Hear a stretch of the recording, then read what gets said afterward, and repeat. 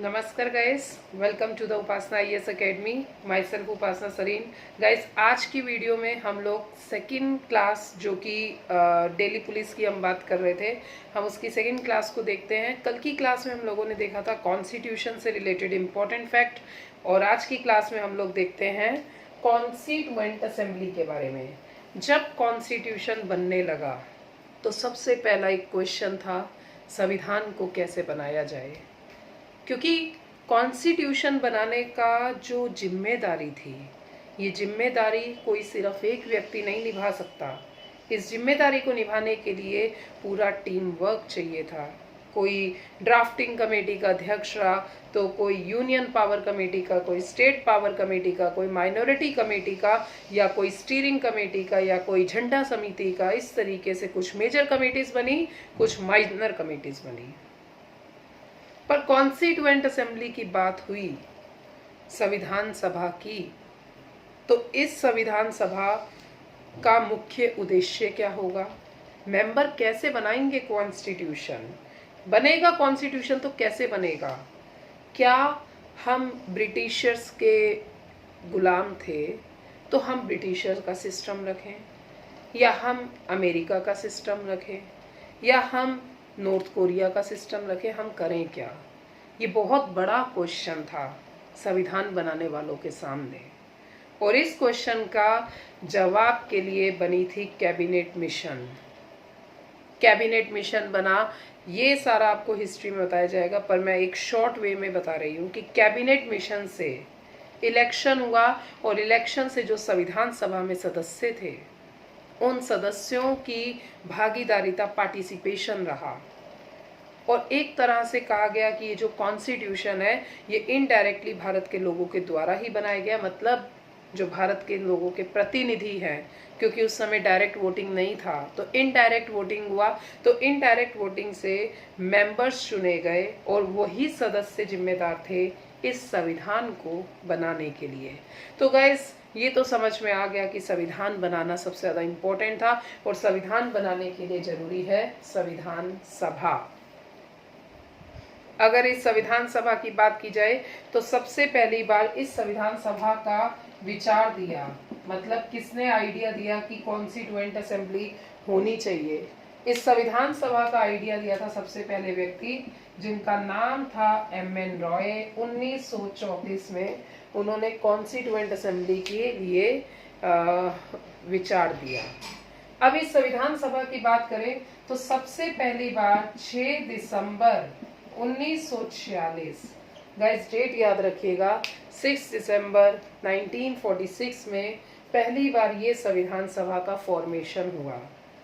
संविधान सभा के फॉर्मेशन का मतलब संविधान के काम शुरू होने का नहीं है। जैसे फॉर एग्जांपल मैं कोई बैच बनाती हूँ, तो उससे पहले मैं क्या करूँगी, फॉर्मेट करूँगी, मैं अनाउंस करूँगी, फिर उसके बाद बच्चे आते हैं। सिमिलरली 6 दिसंबर 1946 को कॉन्स्टिट्यूएंट असेंबली का फॉर्मेशन हुआ। या आप लोग नोट कर लीजिएगा अपनी कॉपी में, 6 दिसंबर 1946, 9 दिसंबर 1946 सबसे पहला फर्स्ट सेशन हुआ कॉन्स्टिट्यूएंट असेंबली का। अब गाइस थोड़ा समझने की कोशिश करिएगा, first session of constituent assembly का मतलब क्या है। गाइस 6 दिसंबर 1946 संविधान सभा बनी, 9 दिसंबर को सबसे पहला सत्र हुआ। सबसे पहले सत्र का मतलब है जो भी सदस्य इस संविधान सभा में बैठे हुए हैं, और इस संविधान सभा में कुल सदस्य बैठे हुए थे 211 मेंबर। अब इन 211 मेंबर्स में से कौन से मेंबर थे, 208 मेंबर तो आईएनसी के, जो कि कैबिनेट मिशन प्लान में इलेक्टेड मेंबर थे, वो सदस्य थे, प्लस में 3 मेंबर नॉमिनेटेड थे, टोटल हो गए 211। तो गाइस सिंपल सी बात है, क्या मुस्लिम लीग जो कि डिमांड कर रहा था आजादी के समय पे कि हमें पाकिस्तान चाहिए, तो क्या मुस्लिम लीग पार्टिसिपेट करेगा, ये बहुत बड़ा क्वेश्चन था। तो सिंपल सी बात है, मुस्लिम लीग का पार्टिसिपेशन नहीं था उस समय पे। मुस्लिम लीग का पार्टिसिपेशन नहीं था, तो उस समय पे परमानेंट प्रेसिडेंट रहेगा या टेम्परेरी प्रेसिडेंट रहेगा, तो आप टिक करेंगे। सबसे पहले टेम्परेरी प्रेसिडेंट थे, और टेम्परेरी प्रेसिडेंट का नाम था सच्चिदानंद सिन्हा। ये याद रखिएगा आप लोग, सच्चिदानंद सिन्हा। अगर हमारे पेपर में क्वेश्चन आया कि अस्थायी अध्यक्ष कौन थे, तो सच्चिदानंद सिन्हा थे। ठीक है। और इसी के बाद 11 दिसंबर 1946 में परमानेंट प्रेसिडेंट मतलब स्थायी अध्यक्ष को चुना गया। और स्थायी अध्यक्ष को चुना किस तरीके से गया, यही सारे सदस्य थे, ये सारे सदस्य अपना एक तरह से कंसेंसस के द्वारा उन्होंने डॉक्टर राजेंद्र प्रसाद को चुना। गैस 11 दिसंबर 1946 में जो परमानेंट प्रेसिडेंट थे, permanent president doctor Rajendra Prasad चुना गया। और डॉक्टर राजेंद्र प्रसाद ने सभी सदस्यों के आगे एक भाषण दिया और वो भाषण था, मैं डॉक्टर राजेंद्र प्रसाद आज अब सभी व्यक्ति का, सभी सदस्यगण का शुक्रिया करता हूं, परंतु आज आप लोगों ने मुझे अपने से अलग कर लिया है। आज आप लोग उन सीटों पे बैठे हुए हैं और आपने मुझे इस पद पर बिठा दिया है, परंतु ये संविधान सभा का अध्यक्ष का जो ये पद है, इस पद का हमारा मेन उद्देश्य है भारत की संप्रभुता, समानता, एकता, धर्मनिरपेक्षता, पंथ निरपेक्षता, अखंडता बनी रहे।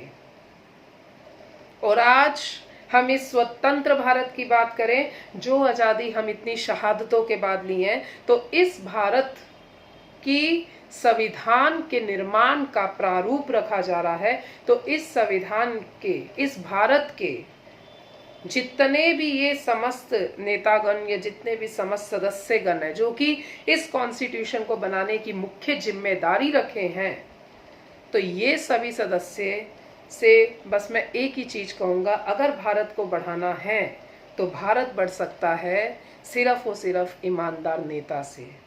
अगर नेता ईमानदार है तो देश आगे बढ़ेगा, अगर नेता ईमानदार नहीं है तो देश आगे नहीं बढ़ेगा।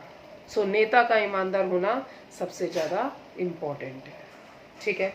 तो इसी के साथ डॉक्टर राजेंद्र प्रसाद ने कहा कि मैं आशा करता हूं आप सभी सदस्य पूरी निष्ठा, पूरी कार्यनिष्ठा से आप इस भारत में इस लीडरशिप के उत्तरदायित्व को संभालेंगे और इसी के साथ साथ आप लोग अपने ईमानदारी से इस पद को संभालेंगे और आगे देश को बढ़ाएंगे।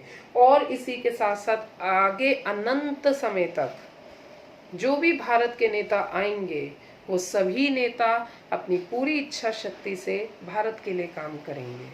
ठीक है। तो 11 दिसंबर 1946 गैस परमानेंट प्रेसिडेंट को चुना गया। वो परमानेंट प्रेसिडेंट थे डॉक्टर राजेंद्र प्रसाद।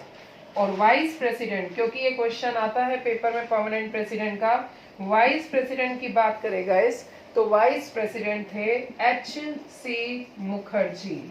ठीक है, एच.सी. मुखर्जी। और इस समय पर एडवाइजर का काम किया, मतलब सलाहकार का काम किया, वो काम किया बी.एन. राव ने।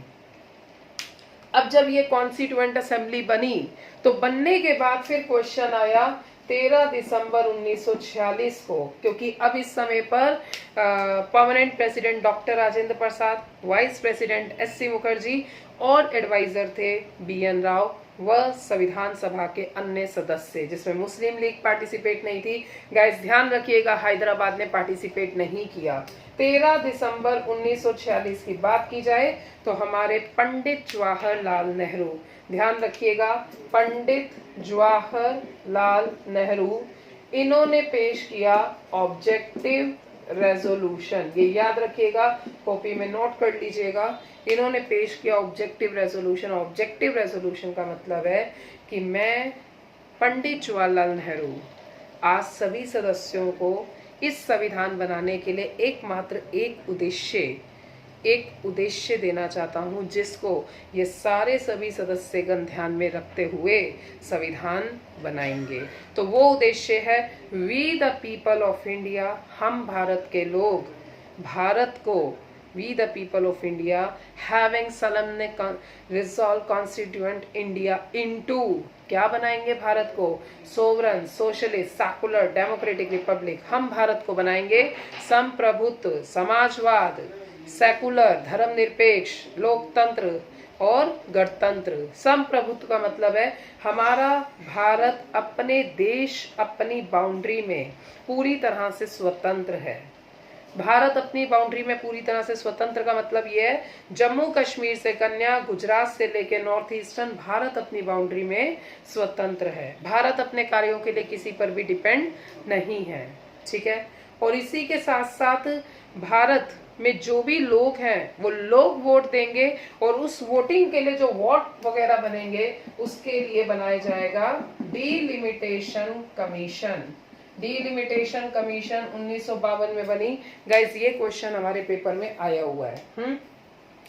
डीलिमिटेशन कमीशन बनाया गया। ये एक स्टैट्यूटरी बॉडी है, 1952 में बनी, जिसका मेन पर्पस ये था कि एक जो टेरिटरी में व्यक्ति है वो व्यक्ति कहाँ वोटिंग देगा, ठीक है, कॉन्स्टिट्यूएंसी बनाना। तो that is the basic work of delimitation commission. और इसी के साथ साथ हमारे प्यारे भारत में 1950 में जब पीपल्स रिप्रेजेंटेटिव एक्ट बना और उसी के बाद रिप्रेजेंटेटिव ऑफ पीपल एक्ट 1951 बना, तो सबसे पहले इलेक्शंस कराए गए और लोकसभा का सबसे पहले इलेक्शन हुआ 1951 में, लोकसभा बनी 1952 में, राज्यसभा बनी 1952 में। ये क्वेश्चन यूपी पीसीएस प्रीलिम्स 2019 के पेपर में आया है कि राज्यसभा का गठन कब हुआ, 1952 में हुआ, ठीक है। तो पंडित जवाहरलाल नेहरू ने जब sovereign socialist secular democratic Republic की बात करी और उसी के साथ साथ जितने भी सदस्य थे उन सभी सदस्यों ने इसे 22 जनवरी 1947 में प्रियम्बल को, मतलब जो बाद में नाम रखा गया प्रियम्बल, इसको पास किया। गाइस एफकेट के पेपर में क्वेश्चन आया है प्रियम्बल को प्रस्तावना को संविधान सभा में पेश किसने किया, तो आप टिक करेंगे पंडित जवाहरलाल नेहरू ने। किस नाम से पेश किया, ऑब्जेक्टिव रेजोल्यूशन के नाम से। और we the people of India कहाँ लिखा है, ऑब्जेक्टिव रेजोल्यूशन में लिखा है। इस ऑब्जेक्टिव रेजोल्यूशन में है क्या, sovereign socialist secular democratic Republic. और इसे कब पास किया गया, 22 जनवरी 1947 में। और जो भाषा है प्रियम्बल में वो भाषा ऑस्ट्रेलियन कॉन्स्टिट्यूशन से ली गई है। और ये जो प्रियम्बल लिया गया है ये यूएसए के कॉन्स्टिट्यूशन से लिया गया है। और गाइस एक चीज आपको बता दूं, लिख लीजिएगा, प्रियम्बल को कहा जाता है संविधान की आत्मा, the soul of constitution, the mind of constitution makers और identity card of India, Bharat का पहचान पत्र। कल को कोई पूछे भारत क्या है, सिंपल प्रियम्बल दिखा दो, हम भारत के लोग भारत के संप्रभुत्व, समाजवाद और दैट इज धर्मनिरपेक्ष, लोकतंत्र, रिपब्लिक, गणतंत्र है, ठीक है। ये है एक्चुअल में भारत। उसके बाद पंडित जवाहरलाल नेहरू ने यह भी कहा अगर sovereign socialist secular democratic Republic होगा तो भारत को मिलेगी इक्वालिटी, फ्रैटर्निटी, लिबर्टी, जस्टिस, न्याय और इंटीग्रिटी, ठीक है। तो these are the important things. Okay guys, इस शॉर्ट वीडियो में कॉन्स्टिट्यूएंट असेंबली की वीडियो में कोई भी डाउट हो तो आप पूछ सकते हैं। अगली वीडियो जो मैं बनाऊंगी वो वीडियो बनेगी झंडे के ऊपर। ये मैं शॉर्ट वीडियो बना रही हूँ ताकि बच्चे शॉर्ट वीडियो को देखें और अपने शॉर्ट क्विक नोट्स बना सकते हैं, ठीक है। तो गाइस आप लोग अभी कॉन्स्टिट्यूएंट असेंबली आगे चलेगा तो आगे नेक्स्ट में मैं झंडे के बारे में बताऊंगी, फिर उसके बाद में आगे असेंबली की कमेटी के बारे में बताऊंगी, फिर कॉन्स्टिट्यूशन लागू होगा। आई होप आपको ये वीडियो पसंद आई होगी। Thank you so much.